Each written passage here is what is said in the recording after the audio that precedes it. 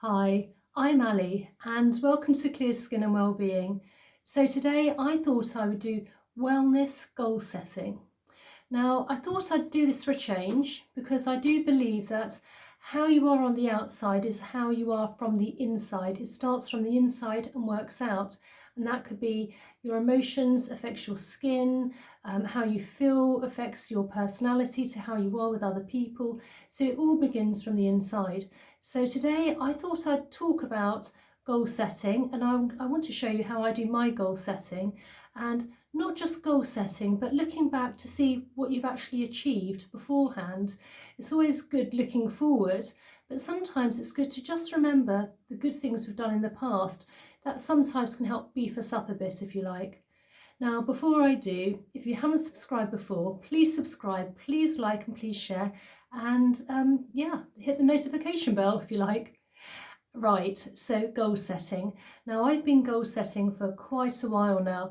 I have quite a busy life, as we all do, even during COVID.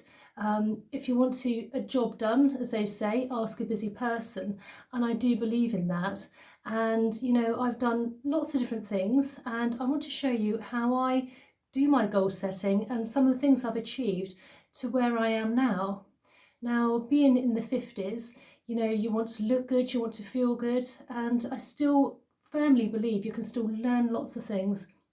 It's not good to stagnate. You always want to be moving forward. And with that, I'm always taking courses and learning lots of stuff. Now, I'm going to show you here. Yes, I do. I'm learning technology. That is one of the things which is definitely high up on my list. But I still do have a good old trusted Filofax, and I love my Filofax. My family do kind of joke about it, but it literally has my life in here, all my notes, everything, and I just love it. Now with this, I do have goals written in there, visualizations, that sort of thing, and I've just put some bits of paper here just so I can sort of show you. Now, I always have every year a goal for the year. It may change, as like last year, you never know what's going to come up, and you can just tweak it as you go along. And I have my goals in 3 different sections. The first section is my work. Now, what I'm doing, where I want to be, how much money I want to make, that sort of thing. You know, do I need to put my prices up? You know, everything to do with work. And so also I have another one on health, which again for me is probably the most important, because if you haven't got health, you haven't got wealth. You know, if you need your health to move you along, it's no use being, you know, I don't know, the richest millionaire and billionaire and laying in hospital bed or something. You know, you want to be healthy and strong and fitting yourself physically and mentally. So I do have a list of my health. You know, exercising daily is one of them, yoga and meditation daily. Now, I do exercise, and I've started doing exercises literally in 10-minute bursts, 10 minutes in the morning, 10 minutes in the evening, and that is enough for me. I hate to say it, but plenty of squats and twisting, and I really, you know, I'm seeing the benefits. So it's a whole workout with my arms, my legs, and also my core. And half the time I tend to do it when I've got the kettle on making a cup of tea. Dead time, so instead of standing around, I'm there squatting and doing, you know, my exercises. So I do 10 minutes in the morning, 10 minutes in the evening. And I meditate, usually in the evening actually, and I tend to do it before I go to sleep. So I don't feel like I'm wasting time laying there in the daytime, and I can't just sit and not think of anything. I've got monkey mind, I've got too many things on the go. So I listened to a guy called Jason Stevenson, I think his name is, and he's on YouTube, and he does a talk down. You can just hear beats if you want. It's really I'd highly recommend it if you can't sleep, or if you just want a talk down, affirmations, law of attraction, anything like that. I'd highly recommend looking at him. And also I have my yoga. Now, most people do their yoga in the morning. For me, it doesn't work, and it's whatever works for you. I do my yoga in the evening. I don't do a hard, fast yoga. It tends to be quite slow, bit of a wind down for the day, but it just gets me in my routine for my bedtime routine for sleep and having a good night's sleep. And another thing for health, here we are, no more migraines and headaches and stress. I do suffer with migraines and they're definitely getting better, probably hormonal to be honest. But I do find if I have 1 or 2 glasses of wine, or if I'm kind of tired or quite stressed, that can build up, and then I end up with a migraine, which will just set me back for about 3 days. So I try not to keep myself calm, keep myself in alignment, so then hopefully I'm not stressing out and having my migraines. And then home, I have one on home because I live in a very old house and we're renovating it, and there's always things to do. So by writing it on paper, ticking it off when we've done something, it just focuses the mind rather than putting it into the head and thinking of lots of things. Now, another thing I do here is to have things which I wrote down one, and it's called experiences. And I thought I would write experiences down, not things which I've done, but things I want to do. So it gives me a bit of a name. Lots of people use a mood board, which is great. I've never, to be honest, done that. Maybe if I have time one day, I can make a nice mood board, perhaps for the children or something. But have a mood board can help. But I just written it down. Things like, go to the Greek islands and the Maldives and Sri Lanka, want to visit Venice and Paris. Run a marathon is one of my experiences I want to do. So go to Seville, and I've written those down. So I've always got that there, things like, on the buckets list, if you like. Now, another thing is I do affirmations, and the first thing in the morning when I wake up in the morning, and I did learn this, I think it was from Life Project Mastery, who has a YouTube channel which is fantastic as well, by the way, and he says when he first wakes up he actually smiles because it sets the tone for the day, how you wake up the first 10 minutes. So wake up, put a smile on your face, and then I think of 3 things I'm grateful for. It tends to be the same things most of the time, but that's fine. The sun's shining, we're all fit and healthy, I've got a great day ahead, just things like that, and that really can sort of help, and it just gets you ready for the day, settle you in. And so I have affirmations as well. I'm grateful for all I have. I live in joy, happy, calm and content. I'm strong in my mind, body and spirit, because I think if you are strong in your body and mind and spirit, it really does help you feel like you can achieve anything. And a visualization, which to be honest does change every year. So I did a big visualization here. Sometimes I have time to do it, and to be honest, I went through a phase of it and I haven't done it for a little while, but I'm always visualizing during the day. So I'm always thinking and maybe dreaming, but that can be part of the visualization. Now, another thing on my goal planning is before I write my goals of everything I do in the day, and as I say, I have a yearly goal, and then I also have a weekly goal, so I write things I need to achieve during the week. I also have a daily goal, so not just goals. I do put the big things on the top. Actually, no, I don't. I put the big things on the bottom, the big goals, and the small things like, I don't know, get some sugar, get some flour from the supermarket, and small silly things, ring so and so, email so and so, I have on the top, and then I go further down with the bigger goals.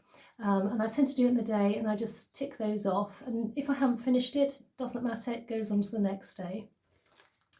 But things that make me happy, I actually did, had some things on here, and I wrote down a little list of things which make me happy. So if you are feeling a bit down, it really does make a difference, and it can be the most silliest things.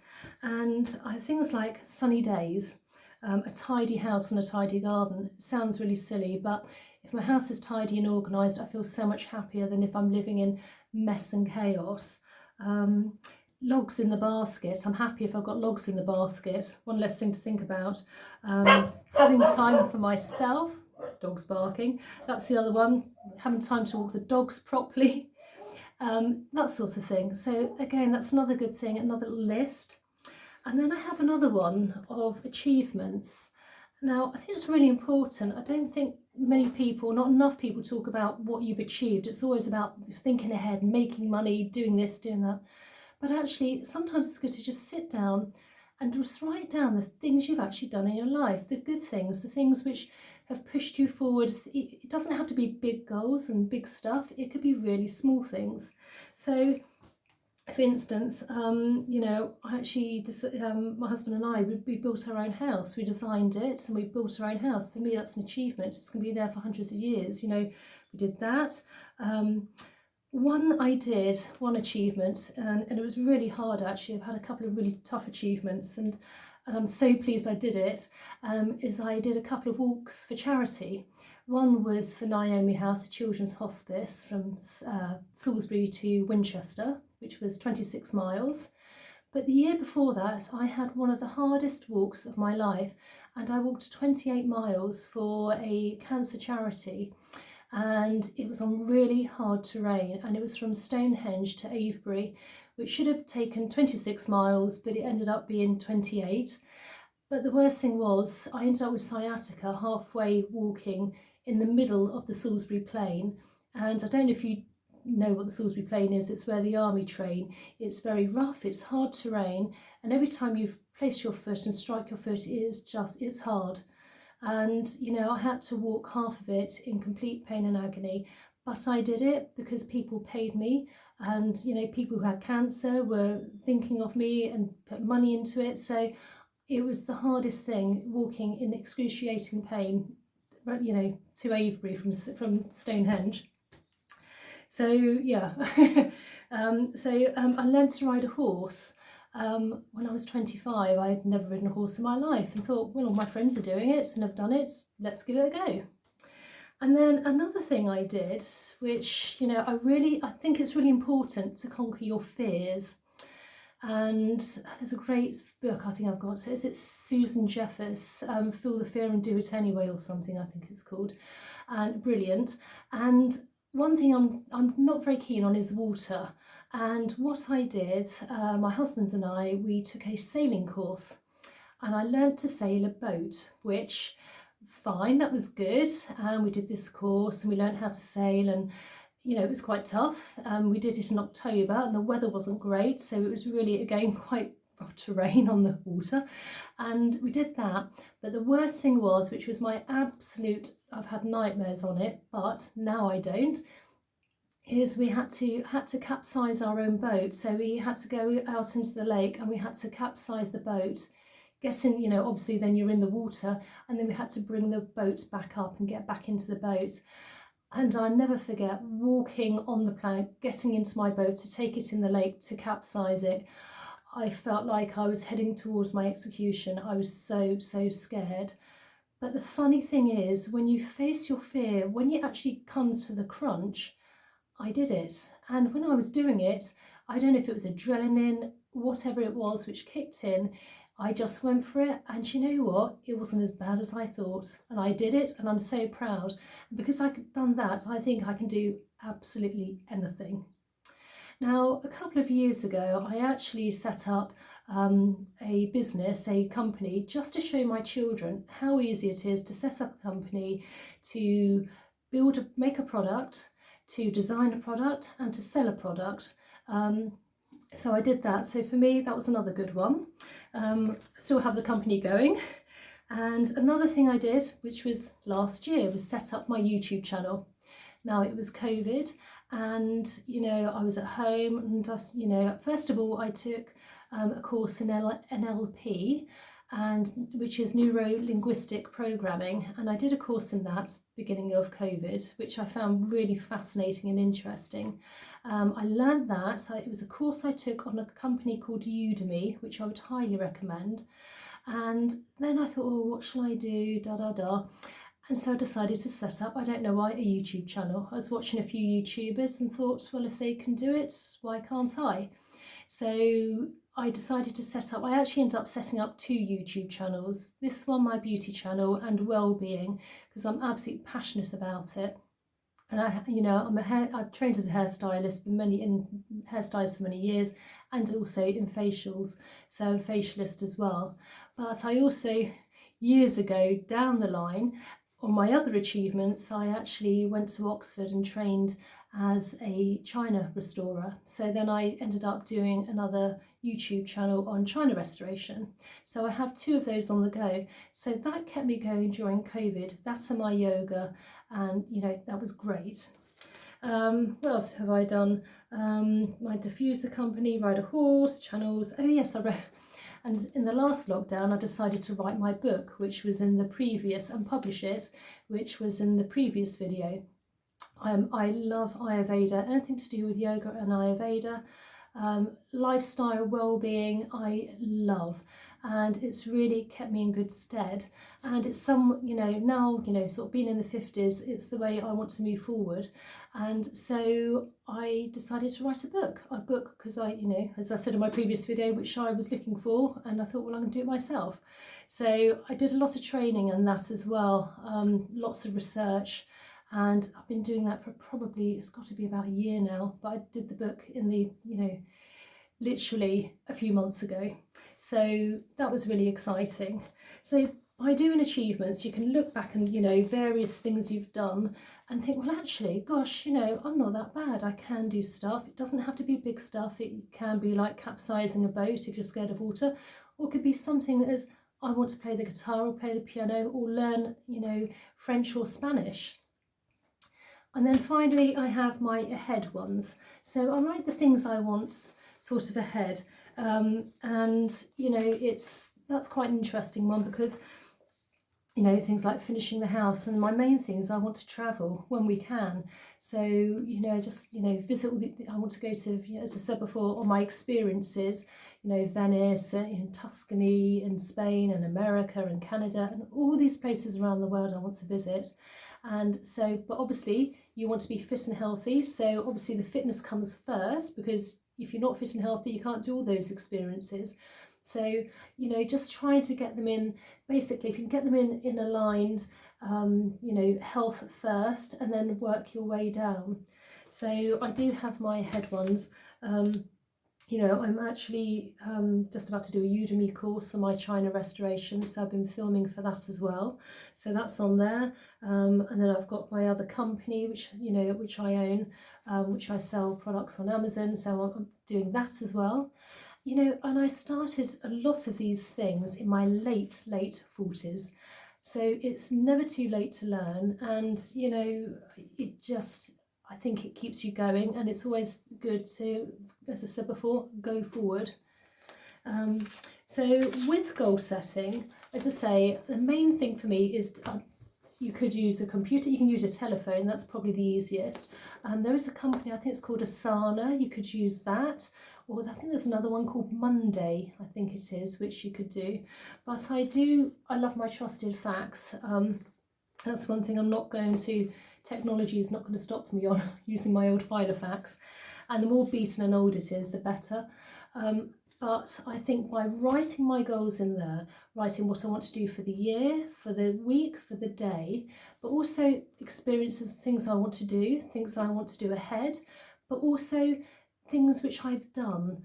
I think that really just keeps you, sort of centralised and think, well, actually, I can do this. So I know it's a bit different to skincare and yoga and face yoga and lymphatic drainage, but today I thought the well-being aspect, by getting mentally fit, having goals, deciding what you want to do, putting it into paper form or on your telephone or computer and breaking it down, I think that is a really, really good starting point. You could even actually do a goal on your face routine. Right, I want to get my skincare routine sorted, I want to get rid of my spots or my dry skin, I want to help with the wrinkles, or it could be fitness, I want to tone up. You could break those down, but by breaking it down in small increments makes it so much easier, rather than having one big thing and it's just overwhelming. It doesn't work. But by getting one thing, writing it down and then just breaking it up, I think you'll find it a lot easier. So again, I hope I haven't rambled on too much. I just thought I would just do something different and just explain a little bit about myself, where I've been, and hopefully where I'm heading. And again, please subscribe, please like and please share, but really importantly, please put some things in the comment section. I would love to know your achievements and your goals. Now you know mine. It'd be great to see what you've been doing. Again, I hope to see you in the next one, and I'll see you soon. Okay, bye.